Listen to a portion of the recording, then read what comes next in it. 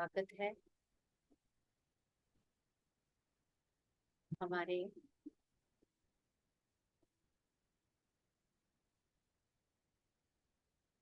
41 days की जो मंडला है उसमें आप सभी का स्वागत है, तहे दिल से स्वागत है। और वी आर लकी के उसी दौरान ही ये ऑस्पिशियस टाइम जो है कि डिवाइन मदर का आत्मबंधन सभी को, डिवाइन मदर के जो प्रकृति चारों तरफ कोई माने ना माने इस समय में, जैसे नवरात्र हम सोचते हैं कि नवरात्रे जो आते हैं एक दो बार, और एक गुप्त नवरात्रे जो होते हैं उसके साथ ही जब एक सीजन से दूसरे सीजन तक जाने का और 9 रात का जो हमारा होता है, हर संस्कृति के हिसाब से, हर अगर यहाँ तक के मेडिकल के हिसाब से आयुर्वेद भी कहता है कि ये 9 रातें जो हुए हैं आपकी डिटॉक्सिफिकेशन की हैं, कि आपको अपनी बॉडी डिटॉक्स करनी चाहिए। कुछ सोच समझ के ही इसको स्पिरिचुअली जो साइंटिस्ट हमारे ऋषि मुनि थे उन्होंने इसको डिजाइन किया था। तो आप सबको नवरात्रों की ढेरों शुभकामनाएं। और लकी हैं वो हम लोग के जो एक फीमेल फेमिनाइन फॉर्म लेके इस बर्थ में प्रेजेंट हैं। And being a female, being a mother, we can easily understand the power of mother. अगर दुनिया में माँ का इतना महत्व है तो जो जगत की माँ है उसका महत्व और उसका जो है प्रभाव कितना होता है, उस चीज का हमें एहसास होना चाहिए सभी को। हम लोग नवरात्रे आते हैं जाते हैं, माँ की जो 9 फॉर्म है उनको हम पूजते हैं। बात वही आ जाती है कि चाहे आप अध्यात्म में आ गए, चाहे आप स्पिरिचुअल में हैं, हम बाहरी क्रियाकांड या बाहरी जो कर्म करते हैं उसका कुछ ना कुछ मीनिंग हमारे भीतर से, हमारी स्पिरिचुअल ग्रोथ से, हमारी लाइफ जर्नी से जरूर होता है। नव दुर्गा जैसे कि 9 रात, जैसे बताया कि जब हमने संग्रांद का वाक लिया था कि जो भादों की तपश है उससे अस्सू की जो ठंड है थोड़ी थोड़ी शुरू हो जाती है, वो रात को चेंज होना शुरू हो जाता है। साधकों के लिए वो वरदान वाला समय होता है ट्रांजैक्शन का। और जैसे कि प्रकृति में भी ये बदलाव आता है, उसी के साथ साथ जब इसको शक्ति के साथ जोड़ दिया जाता है, नव दुर्गा का, जैसे अगर हम फिलॉसफी के हिसाब से या हर चीज की इंटरप्रिटेशन, तो 9 जो हमारे द्वार हैं, जो ह्यूमन बर्थ हमें मिलता है, इसके जो 9 द्वार हैं, जो 9 ओपनिंग्स होती हैं, हमारी सारी शक्ति उसी में ही लय होती है, क्षय होती है सारा दिन। 10म द्वार का कॉन्सेप्ट आप सभी ने सुना होगा कि जब कहते हैं कि समाधि कब घटती है, नाद से अनहद नाद की स्थिति में आप कब पहुंचते हो, जब 10म द्वार जिसको ब्रह्मरंध्र बोलते हैं अध्यात्म में। हम लोग करते हैं कि ब्रह्मरंध्र से हम कॉस्मिक एनर्जी लेते हैं, लेकिन योग में या प्राचीन उसमें बोला जाता था कि आपको जो आपके 9 द्वार हैं, 9 ओपनिंग्स, 2 आइज की, 2 कानों की, मुंह, 2 नाक, गुदा द्वार और जेनिटेलियास, वो 9 द्वारों से नव दुर्ग, 9 द्वार हैं उनके आसपास दुर्ग खड़ा करना। दुर्ग मतलब किला, किला खड़ा करना जो 9 द्वार है, ताकि कोई भी, दुर्ग क्यों बनाए जाते थे, किले क्यों बनाए जाते थे, ताकि कोई दुश्मन या अनवांटेड पार्टिकल ना प्रवेश कर सके। बट हमारे कानों में हम हर समय बढ़िया से बढ़िया दुश्मन प्रवेश करते हैं, आंखों से भी, नाक से भी स्मेल। मतलब हम अपने जो द्वार है, 9 द्वार है, उनका दुर्ग हमें बनाना है, सत्य से, सत्य निष्ठा से, अच्छे गुणों से। आंखों से क्या देखना है, कानों से क्या सुनना है, वो दुर्ग हमें क्रिएट करने हैं अपने 9 के 9 जो द्वार हैं। जब 9 द्वारों पे वो दुर्ग क्रिएट हो जाएंगे, तब शक्ति, मतलब जो 10म द्वार है वो खुलता है, जहां पे फिर शिव शक्ति का मिलन होता है, या आप अपने परमात्म स्वरूप को पाते हो। वो है आपका ब्रह्मरंध्र, 10वां द्वार। तो नव दुर्गा का ये भी कॉन्सेप्ट है, लेकिन ये आ जाते हैं सारे जो फिलोसफिकल, और इसमें मिथ्या नहीं है। मुझे भी खुद बड़ी हैरानी हुई थी जब नव दुर्गा, 9 दुर्ग हमें क्रिएट करने हैं, वो चाहे मेल हो चाहे फीमेल हो। हमें अपनी जो आउटलेट्स हैं, जिनसे हमारी हर समय जितनी हम ऊर्जा ग्रहण करते हैं, शांत होके रात को हमारे जो 9 द्वारों से ही सारा क्षय होता है, सारा दिन, सारा दिन। तो वो उनपे जो दुर्ग क्रिएट करने हैं, यानी कि एक सेफ वॉल। दुर्ग का मतलब, किले का मतलब सेफ वॉल। तो जो एक सेफ वॉल हमें क्रिएट करनी है, वो है सबसे पहले दुर्गा। जरूरी नहीं कि एक फीमेल की फॉर्म है, फेमिनाइन फॉर्म है।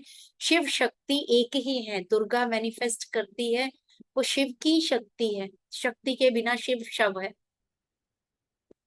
तो इसलिए चाहे मेल है चाहे फीमेल है, हमें अपने जो 9 द्वार हैं, जिनसे ये शरीर से सबसे ज्यादा हम अपनी ऊर्जा लॉस करते हैं, उनके ऊपर हमें दुर्ग बनाने हैं।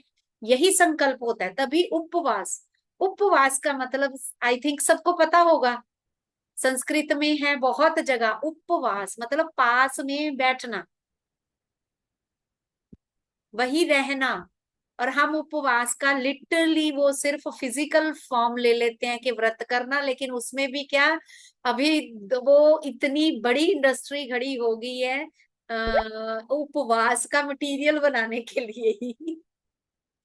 सारा दिन हम व्रत के लड्डू, व्रत की डिशेज होटलों में भी, मतलब हमारी जो कल्चर, जो हमारे जो 9 दिन थे, साधना के 9 दिन थे, आपको अपनी जो आउटलेट्स हैं उनके आसपास एक सेफ वॉल बनानी है। वो उपवास इसलिए कि हर इंद्री का उपवास होगा, हर इंद्री का उपवास होगा।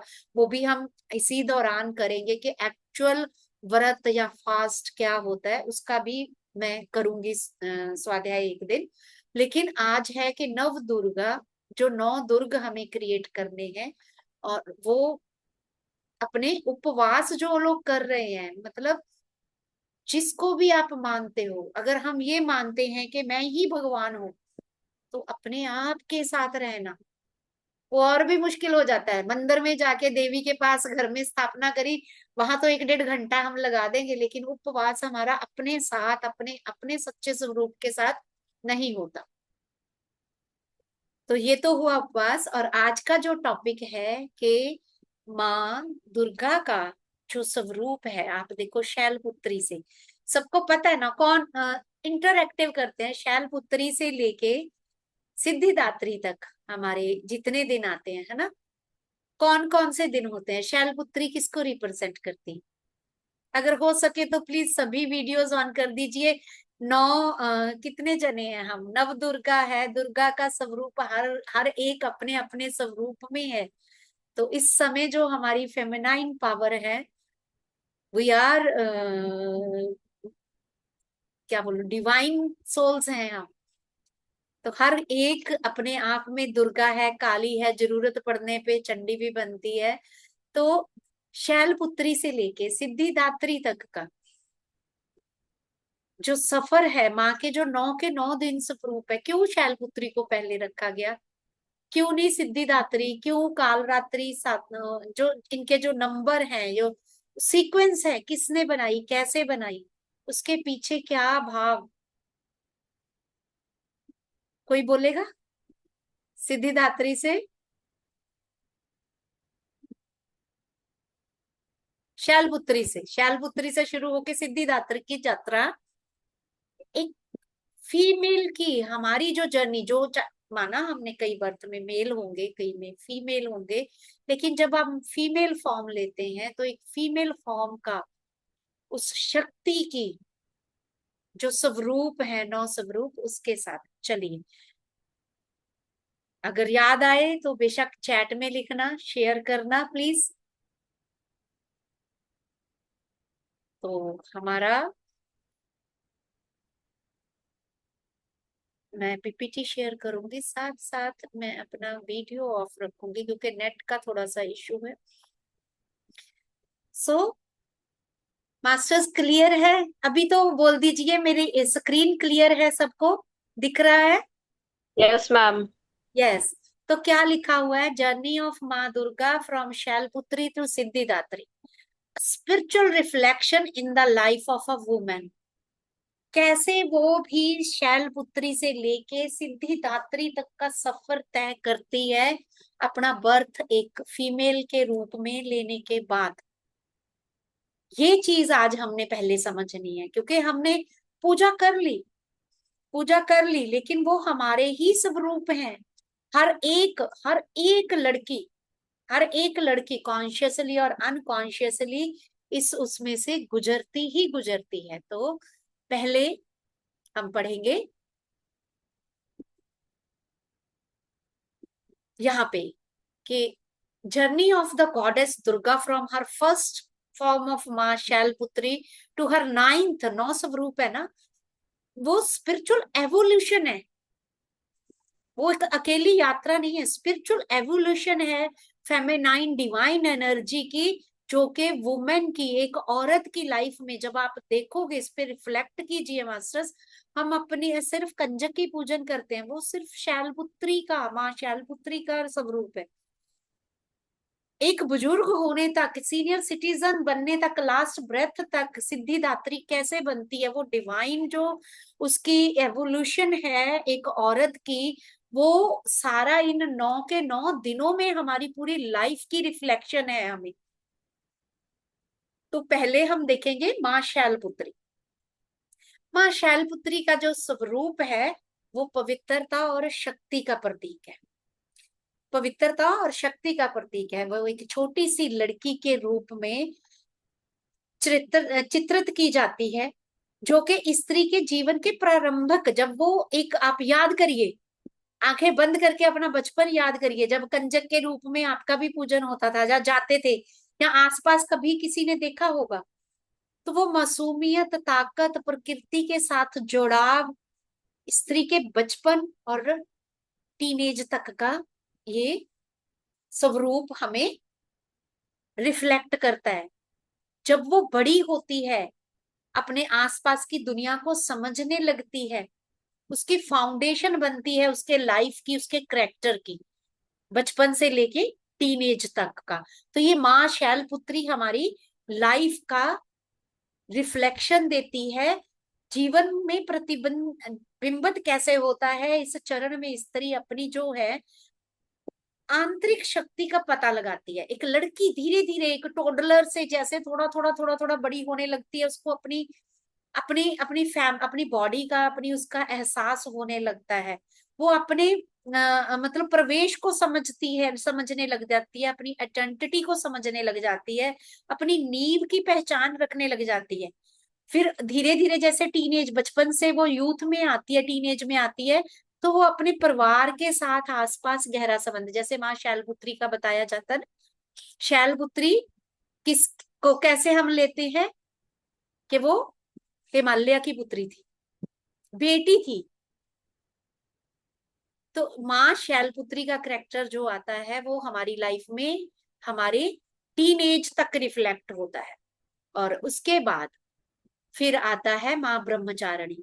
जब ब्रह्मचर्य, जो हमारे संस्कृति में भी बोला जाता है कि ब्रह्मचर्य आश्रम, जहाँ पे एक जो बच्चा है, चाहे लड़का चाहे लड़की, वो एक यूथ में जब प्रवेश करते हैं तो वो विद्या ग्रहण करते हैं, ब्रह्म के साथ चर्या करते हैं, यानी कि वो ज्ञान लेते हैं जो उनका मतलब पूरा जो एक स्टूडेंट लाइफ है, स्टूडेंट लाइफ को रिफ्लेक्ट करता है। तो स्टूडेंट लाइफ में क्या होता है? ब्रह्मचर्य का मतलब अकेला वो सेलेस्टी नहीं होता कि आपने सिर्फ ब्रह्मचर्य को एक तरह से ही हमने रिफ्लेक्ट कर दिया है। वो होता है तप शिक्षा का टाइम, भक्ति का टाइम, साधना का टाइम, क्योंकि उसके बाद गृहस्थ आश्रम शुरू होता है। तो जो माँ ब्रह्मचारिणी है, वो तपस्या को, शिक्षा को, भक्ति को, स्पिरिचुअल ग्रोथ को रिप्रेजेंट करती है। और ये स्वरूप है जो हमारी जिंदगी में अनुशासन, क्योंकि जब आप स्टूडेंट लाइफ में आ गए, आप ब्रह्मचर्य, आप लर्न, पहले होता था गुरुकुल में भेज देते थे, वो ब्रह्मचर्य आश्रम होता था। आजकल हम कॉलेज लाइफ से ही इतना हम मेंटल पोल्यूशन बच्चों के लिए आसपास हो गई है। पहले जब होता था कि ग्रेजुएशन करने तक बच्चे मेंटल पोल्यूशन से बिल्कुल परे होते थे, मेंटल और फिजिकल पोल्यूशन से, लेकिन आज का माहौल बिल्कुल टॉक्सिक हो चुका है। लेकिन जो ये ब्रह्मचर्य आश्रम, माँ ब्रह्मचारिणी का जो है Sikar of knowledge and devotion, क्योंकि डिवोशन रखनी पड़ेगी जब आप स्टूडेंट लाइफ में हो, आप अपना कैरियर बिल्ड कर रहे हो, तो आपको पूरी तरह से अपनी शिक्षा पे तपस्या की तरह ध्यान देना होगा। हम बोलते हैं ना बच्चों को कि यही तपस्या है बेटा, कर लो, अभी कैरियर की ग्रोथ है, अभी दूसरी डिस्ट्रैक्शंस पे मत जाओ।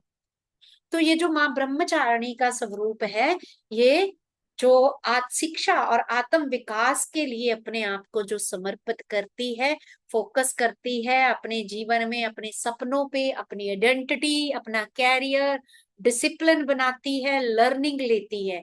तो इस तरह से माँ ब्रह्मचारिणी का जो आ जाता है एक यूथ और अडल्ट में जाके उनका स्वरूप हमारे साथ हमारी लाइफ में, इसको एक एक करके अपनी लाइफ में आप वो करते करके देखिए मास्टर्स। फिर आ जाता है माँ चंद्र घंटा का स्वरूप, माँ चंद्र घंटा।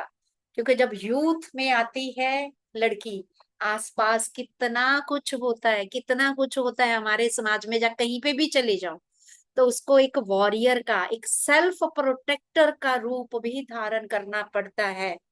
एक योद्धा का भी, अगर बाहर निकलती है, घर से बाहर निकलती है, उसको एक अपने लिए स्वरक्षा के लिए एक प्रोटेक्टर का भी और दूसरों के साथ भी। तो माँ चंद्र घंटा एक योद्धा के रूप में प्रस्तुत होती है, जो कि हमेशा युद्ध के लिए, किस तरह का युद्ध, अपने आप को आगे बढ़ाने का युद्ध, अपनी आइडेंटिटी के लिए, अपने मॉरल वैल्यूज के लिए, अपने दृढ़ निश्चय के लिए, चुनौतियों का सामना करने की क्षमता, ये स्त्री के जीवन का एक उस समय को दर्शाता है जब वो जिम्मेदारियों का सामना करती है, चुनौतियों का सामना करती है। और इस चरण में, इस समय में स्त्री एक परिपक्व मेच्योरिटी मेच्योरिटी को रिफ्लेक्ट करती है, जो उसके व्यक्तिगत को सामाजिक दायित्व निभाने के लिए तैयार करता है। और वो करती भी है ये साहस, वो अपने लिए भी और दूसरों की रक्षा के लिए भी यूज करती है। तो यहाँ तक आ गया हमारा चंद्र घंटा स्वरूप, जो हमारी अपनी लाइफ में माँ के स्वरूपों का सबको पता है, हम गायन करते हैं इसको स्टेप वाइज अपनी लाइफ में कैसे हमने ऑब्जर्व करना है। फिर उसके बाद जब यूथ में पढ़ाई हो जाती है, उसके बाद सबको होता है कि लड़की की शादी हुई, शादी हुई तो शादी होगी तो धीरे धीरे वो सृजन, क्योंकि एक फेमिनाइन पावर है, क्रिएटिव है, नेचर है, वो क्रिएटिव वर्क करने के लिए आई है, क्रिएशन करने के लिए आई है। तो माँ कुष्मांडा का जो प्रतीक है सृष्टि में, वो सृष्टि का प्रतीक है, वो स्वरूप सृजनात्मक और पोषणकारी शक्ति का प्रतीक है। और इस चरण में सृजनात्मकता और जीवन को पोषण करने की क्षमता अपनी प्रकट करती है एक औरत, to create, to sustain, to nurture, not through motherhood but also in other creative, मतलब दूसरे अपने, किसी की माँ बन के, किसी की बहन बन के, किसी के किसी रिश्ते में, जैसे ही वो एक मैच्योर लेवल पे आती है या वो दूसरे घर पहुंच जाती है, इतने रिश्ते उसके साथ जुड़ जाते हैं जिनको वो पोषित करती है बड़े प्यार से। और इसके बाद जब कुष्मांडा सृजन करता तो वो माँ भी बनती है। तो जब स्कंद माता का रोल आता है, स्कंद माता मातृत्व की और शक्ति का प्रतीक है। याद करिए अपना अपना समय, जिस समय आप माँ बने थे। हम आज बोलते तो हैं, लेकिन जिस समय हमारे होता था कि गर्भ धारण किया, गर्भ धारण करते समय कितना वो रखा जाता था कि एक मेंटल प्योरिटी, एक एटमॉस्फेयर, एक टाइम था कि ऐसे ही नहीं बच्चा हो जाता था, उसके लिए एक पूरा प्रॉपर रिचुअल्स, प्लानिंग और शुद्धता से वो एक सोल का वेलकम किया जाता था। लेकिन आज वो अगर मैकेनिकल बन गया तो वैसी ही हमारी motherhood and everything is mechanical. But ये हमें माँ स्कंद माता के रूप में बताया गया है कि माँ का जो स्वरूप है वो भगवान कार्तिकेय स्कंद की माँ का है, कैसे उनको, जैसे कुष्मांडा में दिखाया गया एक वॉरियर के रूप में भी, यहाँ आके इस समय वो पूरी तरह माँ का स्वरूप निभाती है।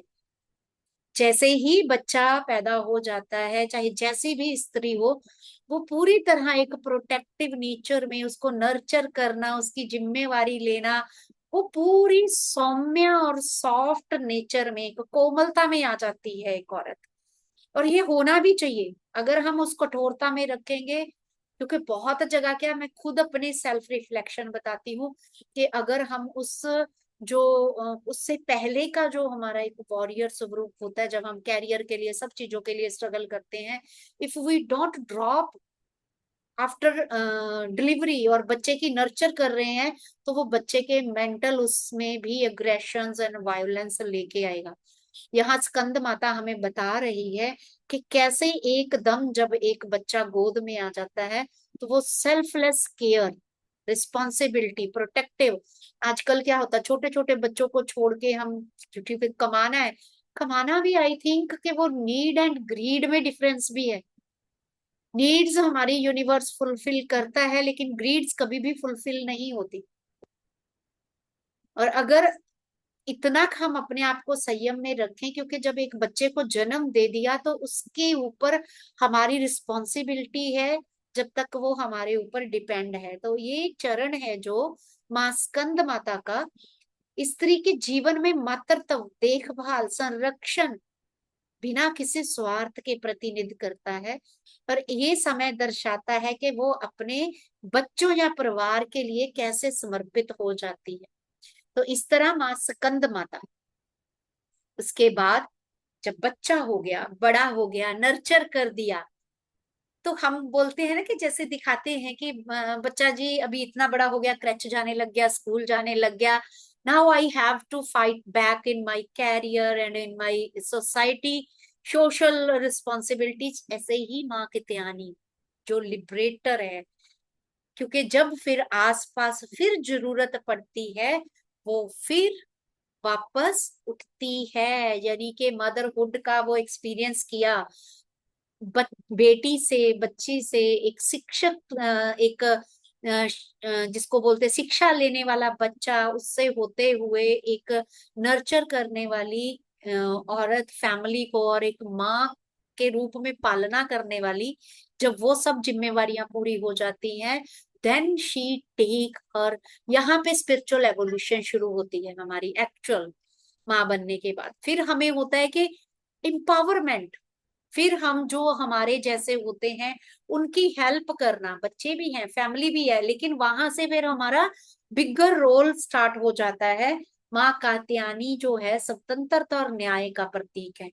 ये स्वरूप बंधनों से मुक्ति दिलाने वाला और वो है किनको, जहां स्त्री अपने बंधनों में पकड़ी जकड़ी रहती है, यहाँ पे हम अपनी सोच से, विचार से, पुरानी जो सोचे हैं उनसे हम एक तरह से जकड़े रहते हैं, उनसे मुक्त करने का स्वरूप है माँ कात्यायनी का। तो ये चरण उस समय का प्रतीक है जब एक स्त्री अपनी स्वतंत्रता और अधिकारों के लिए, होता है ना, घर में जब बच्चे बड़े हो गए सबका, तो फिर उस समय जब एक औरत, आप सोच के देखिए, उस समय बच्चे अपने उसमें बिजी, सब लोग जैसे ही टीनेज में आ जाते हैं, टीनेज में आने के बाद बच्चे अपने अपने उसमें बिजी, तब माँ बैठी है। तो फिर होता है ना, ये तो आपके उसका नहीं है, तो लेकिन देन वी, माँ कात्यायनी क्या बता रही है, then we have to again stand for our self and for जो और स्त्री शक्ति है, उसके लिए हमें खड़े होना है, उनको जकड़नों से, जो बंधी हुई है ट्रेडिशन, जो फेक ट्रेडिशन है, उनसे निकालना है। यानी कि अभी स्पिरिचुअल एवोल्यूशन की तरफ शुरू हो जाना है जीवन में। ये चरण उस समय का प्रतीक है जब स्त्री अपनी स्वतंत्रता और अधिकारों के लिए खड़ी होती है। समाज जब व्यक्तिगत सीमाओं से मुक्ति प्राप्त करती है और स्त्री की सहन शक्ति और उसकी जो अंदर की जो पावर है, वो धीरे धीरे फिर से रिकिंडल होना शुरू हो जाती। फिर अगर जरूरत पड़ती है, जैसे समाज में, तो कहीं ना कहीं महिषासुर भी होंगे, रक्त बीज भी होंगे, चाहे वो विकारों के रूप में परिवार में आए, चाहे वो आसपास समाज में हो, तो वहां पे उसको काल रात्रि का रूप भी लेना पड़ जाता है। क्योंकि आप देखिए, कभी मेल्स के लिए ये कॉन्सेप्ट आया कि उन्होंने अपने जीवन में इतने स्वरूप लेने हैं। ये नौ दुर्गा का स्वरूप आप देखो, एक एक आप हर एक औरत की लाइफ में ये है। तो ये we are blessed beings when we get in a feminine costume. तो माँ कालरात्रि जो है वो अज्ञानता और बुराई का नाश करती है। ये स्वरूप उस साहस और शक्ति का प्रतीक है जो एक स्त्री को अपने सबसे बड़े भय का सामना करने के लिए आवश्यक होता है। स्त्री का सबसे बड़ा भय जो समाज ने, हर समाज ने हमें दिया हुआ है, अकेले रहने का। कभी उसको पिता का संरक्षण चाहिए, कभी पति का संरक्षण चाहिए, कभी बेटे का संरक्षण चाहिए। There should be any one के जो उसको वो कर सके। अकेले रहना इट्स टैबू। आज से कई साल पहले, तो अभी भी होता है, समाज फिर भी कुछ ना कहे, लेकिन फैमिली अकेले रहना नहीं बर्दाश्त। लेकिन यहाँ पे ये सब चीजों को खत्म करने के लिए काल रात्रि का रूप भी हमें लेना पड़ता है अपने आसपास। तो ये चरण वो समय दर्शाता है जब स्त्री अपने जीवन के कठिनतम संघर्षों का सामना करते हुए उनको जीतने की शक्ति प्राप्त करती है। बहुत संघर्ष आता है, बहुत संघर्ष आता है ये फेज में। तो वहां पे हमें कालरात्रि माँ का जो है रिफ्लेक्ट होता है। वहां पे हमें अपनी जो इग्नोरेंस है, कई बार क्या होता है, बच्चे हो गए, यहाँ पे लिटरली ये चीज नहीं लेनी जो इन बिन मैं बता रही हूँ कि राक्षस, वो हमारा आलस भी हो सकता है, इग्नोरेंस कि बच्चे हो गए, अभी तो हम, बच्चों की शादी भी हो गई, अगे अभी हम दादियां बन गई, हमें अपनी स्पिरिचुअल ग्रोथ के लिए क्या करना है, छोड़ो जी, अभी तो हम सेवा करवाएंगे, बैठेंगे। Evil, destroyer of evil and ignorance. जब आप अपने हर रिस्पॉन्सिबिलिटी से फ्री हो गए हो, now you are completely free for your spiritual evolution. अपनी स्पिरिचुअल ग्रोथ करिए। जिस तरह से भी आपकी स्पिरिचुअल ग्रोथ हो सकती है, वो क्लियरिटी और स्ट्रेंथ आनी शुरू हो जाती है जब हमारे सामने काल रात्रि का स्वरूप आता है। यानी कि उतनी दृढ़ता अपने भीतर के राक्षसों, अपने भीतर के जो अरशद वर्ग है, अपने भीतर के जो पैशन है, काम क्रोध लोभ मोह अहंकार भय, उन उनको ओवरकम करने के लिए हमें माँ काल रात्रि का ध्यान, वो रिफ्लेक्ट करना है, वो होता ही होता है। अब आ जाता है महागौरी का भी। जब जरूरत पड़ी कालरात्रि बनी, जब जरूरत पड़ेगी तो परिवार में महागौरी का भी स्वरूप एक स्त्री, जब वो मैच्योर लेवल पे होती है, वो निभाती है महागौरी का स्वरूप। जो महागौरी है वो शुद्धता शांति का प्रतीक है। ये शांति और संतुलन बना के रखने का प्रतिनिधित्व करती है माँ Gauri. Pure and truncal, pure, शुद्ध और शांति का प्रतीक। इस चरण में जैसे हमने देखा ना, बच्चों की अपनी नानियों के साथ या दादियों के साथ या जो बड़ी बुढ़िया होते हैं उनके साथ ज्यादा बनती है। क्योंकि उस समय तक वो सारी जिंदगी की उथल पुथल अंदर से खत्म होके एक औरत है जो वो पूरी तरह अनुभव अपनी जिंदगी के लेके शांति और संतुलन में आ जाती है। तो वो वहां पे मार्गदर्शन, जब वो एक मेच्योर सोल बन जाती है तो वो मार्गदर्शन सबका करती है, वो सबका मार्गदर्शन करती है। तो इस तरह से जब माँ गौरी का स्वरूप औरत बनती है तो वो सबको संतुष्टि और शांति देती है। इसके बाद आ जाता है सिद्धिदात्री। सिद्धिदात्री, और जब एक औरत सारे पड़ाव पार करके पूरी तरह से शांति, आनंद, जीवन में संतुष्टि और एक गाइड बन जाती है अपनी फैमिली में, तो वो एक तरह की सिद्धि दात्री बन जाती है। जैसे बोलते हैं ना बड़े बूढ़े के, वो होता है कि उनके हाथों से आशीर्वाद लेने के लिए हम भागते हैं। तो वही सिद्धि दात्री का स्वरूप होता है। हमारी जो ओल्ड एज होती है हमें उसको रिफ्लेक्ट करना है कि माँ सिद्धि दात्री सभी सिद्धियों की दात्री है। दुर्गा के सभी रूपों का समागम आ जाता है इसमें, सिद्धिदात्री में। ये जीवन का अंतिम चरण होता है एक औरत की जिंदगी में। उस समय का प्रतीक है जब स्वयं पूर्णता आत्म साक्षात्कार प्राप्त होने लगता है।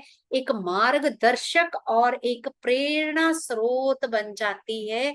जो हमारी दादी नानियां होता है ना कि जाके उनका, बुजुर्गों का, मेरा तो खुद, अगर उनका हाथ सिर पे रखा जाता है, कंधे पे रखा जाता है, आप सोच के देखो, जीवन भर का वरदान, जीवन भर की तपस्या, उनकी साधना, सबर, संतोष, ये होता है सिद्धिदात्री का स्वरूप एक औरत का। और इसी तरह से जो वो दूसरों की फिर गाइड भी बनती है, और दूसरों को मार्गदर्शन देने वाला भी बनती है। और इस तरह से जो माँ शैलपुत्री से लेके सिद्धिदात्री तक का सफर है, वो जीवन के विभिन्न चरणों में अलग अलग सेपरेट, आप रिफ्लेक्ट करके देखिए आंखें बंद करके मास्टर्स, हम अपने पड़ाव में तो, जो हम अगर, जो हमारा माँ गौरी का स्वरूप है, जो शांत, सहज, आनंद देने वाला, मार्गदर्शन वाला है, अगर उस समय में हम कला में फंसे हुए हैं, तो हम आनंददायक कैसे बन पाए। तो इसलिए माँ के जो 9 के 9 स्वरूप हैं, उनको अपनी लाइफ में रिफ्लेक्ट कीजिए। तब है कि 9 की 9 देवियां आपके भीतर, हर पूरे इस एक जीवन में, एक हर एक फेज में क्लियर कट आप रिफ्लेक्ट कर पाओगे, उनको कोरिलेट कर पाओगे अपने साथ। और किस तरह से फिर अगर ये समझ आ जाती है, तो हम कैसे, जैसे माँ की पूजा करते हैं, अगर हम उस चरण को, जो 9 के 9 चरण है माँ के 9 स्वरूपों के, वो हमारी जिंदगी में अगर उनको पूरी तरह से, हमारी जिंदगी हुई, उसके बाद हमारी बच्चियों की जिंदगी है, जो जिनके भी आप संपर्क में हो, अगर ये चीज आप उनको इम्प्लीमेंट करने का समझाओगे लाइफ में, तो आई थिंक वो एक संपूर्ण यात्रा होगी और मोक्ष की यात्रा होगी। जब आप शैलपुत्री से लेके सिद्धिदात्री का सफर एक ही वर्त में कर दोगे, उसके गुण को हर पड़ाव में ग्रहण करके अपनी जीवन को चेंज कर दोगे, स्पिरिचुअल एवोल्यूशन। वैसे हम कहते हैं ना कि री इनकारनेशन बार बार बार बार होती है हमारी, एक जन्म से दूसरा जन्म हम लेते हैं, लेकिन ये एक जन्म में ही स्पिरिचुअल एवोल्यूशन, 9 फेजेस ऑफ जो है माँ के, उनको अगर अपने जीवन में हम अच्छी तरह से ढाल ले, होता भी है, बहुत जने रिफ्लेक्ट कर रहे होंगे कि वो आता है, वो फेज जो हमने समझा, वो फेज हमारी जिंदगी में है। तो हमारा जो जीवन है वो कितना सार्थक हो जाएगा। और आगे अगर हम बच्चियों को भी इस चीज की समझाना देंगे कि जो बचपन में वो शैलपुत्री क्यों है, फिर ब्रह्मचारिणी क्यों है, फिर कुष्मांडा क्यों है, स्कंद माता क्यों है, फिर कात्यायनी, कालरात्रि, गौरी, सिद्धिदात्री कैसे है, कैसे बन सकती है, बहुत ही वंडरफुल विजडम है हमारी। तभी हम कह देते हैं कि ये धर्म नहीं होना चाहिए हिंदू सिख, ये हमारी संस्कृति थी। जो सनातन की फिलॉसफी है वो हमें जीवन देने का, हम सिर्फ बाहर के प्रतीकों में रह गए हैं, धूम धड़क्के से इतना पैसा खर्च करते हैं उन फेस्टिवल्स में, और असल में ये चीज हमारी जिंदगी में चेंजेस लाने के लिए हमें अपनी लाइफ में इम्प्लीमेंट करना है। क्यों औरत की लाइफ पे कह देते हैं कि औरत को ही क्यों, लेकिन जब किसी बर्थ में आप मेल भी होगे, फीमेल की है, लेकिन फीमेल क्रिएशन है भाई, क्रिएशन की शक्ति आपको दी गई है। मेल के बस की बात ही नहीं है क्रिएशन करना और क्रिएशन की पालना करना। तो जो चीज अपनी पावर है उसको पहचाने हम, उसको सार्थक करें। तो इसी के साथ मैं अपने शब्दों को विराम देती हूँ। आई थिंक और भी सबको दुर्गा के नवरात्रों के हिसाब से जो जो भी आपके माइंड में, या जो जो आप सब लोग इतनी देर से स्पिरिचुअलिटी में जुड़े हुए हो, ये मेरे व्यूज थे जो मैं शेयर करना चाह रही थी सबके साथ। आप अपने व्यूज शेयर कर सकते हैं। Over to you masters. नहीं, इसके बाद फिर हम थोड़ी देर मेडिटेशन करेंगे। किसी की भी कोई शेयरिंग हो, समझ में आया पहले तो प्लीज उसके लिए जरूर थंब अप दीजिए कि अगर ये कॉन्सेप्ट आपको समझ आया, that what I want to convey. Thank you Khushboo. Thank you Kiran ji. Thank you. Thank you Surjeet ma'am. क्योंकि बड़ी बड़ी बातें हम बैठ के ध्यान में अलग अलग, वो उन सब रूपों का, लेकिन अगर को उसको अपनी लाइफ पे, थैंक यू मंजू जी, उनको अपनी लाइफ के साथ ही रिफ्लेक्ट कर करके देखे श्रेयू, थैंक यू, तो बहुत बहुत बहुत अच्छा होगा। मैं हर नव, जब से मुझे इस चीज का पता लगा है, first time when I under listen this, when first time I read this, मेरा सिर चकराया था पूरी तरह से कि ये इतना आसान है। इतना अगर बचपन से ही हमें ये चीजें समझाई जाए तो हमें अपने हर पड़ाव में, जो ब्रह्मचारिणी का पड़ाव है या जो शैलपुत्री का पड़ाव है, उस समय में हम किन किन चीजों का ध्यान रखना है, कैसे हम अपनी लाइफ को बैलेंस कर सकते हैं।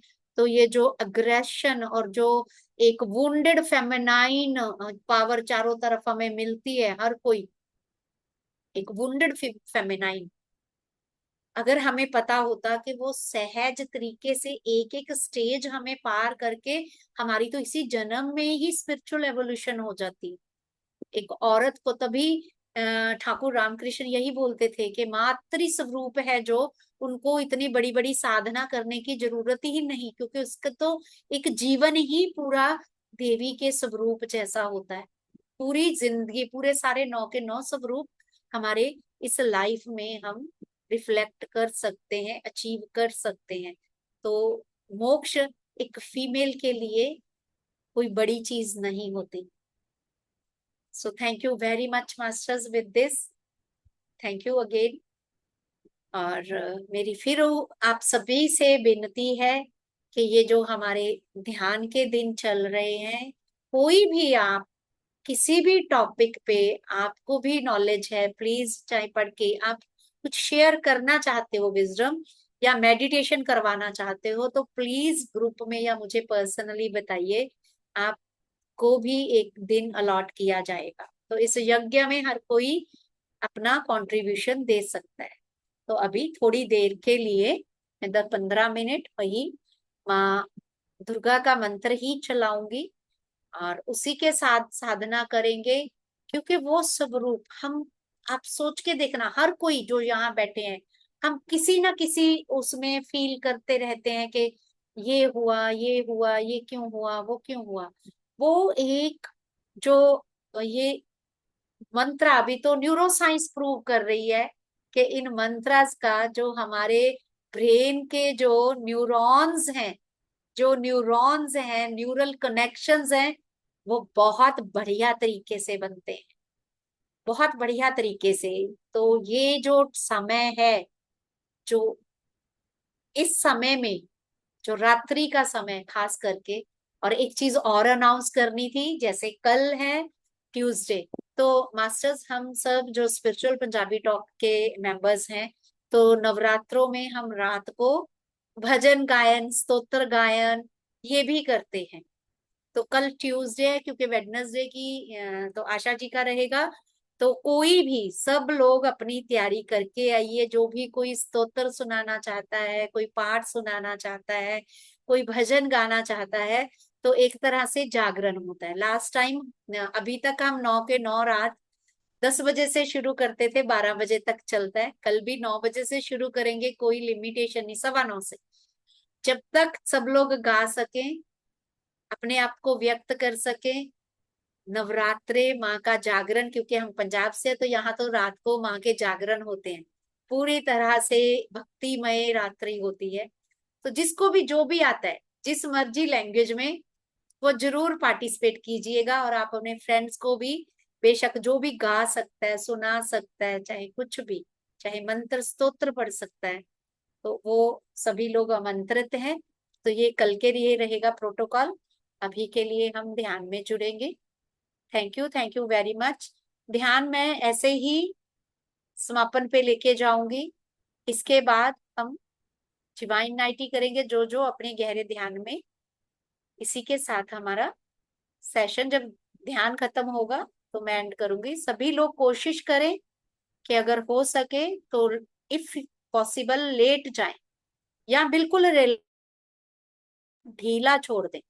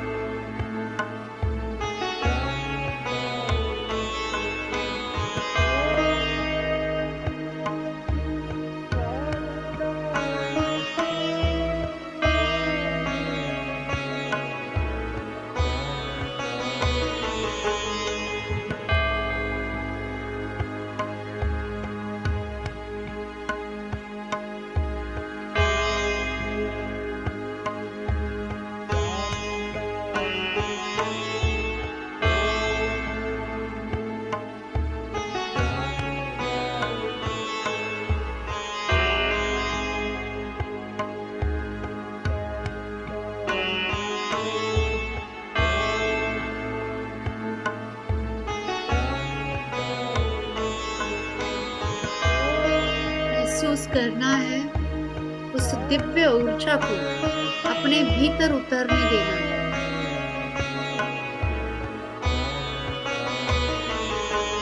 मंत्र के एक एक शब्द को अपने एक एक चक्र पे वज्र की तरह पढ़ने दीजिए मास्टर्स।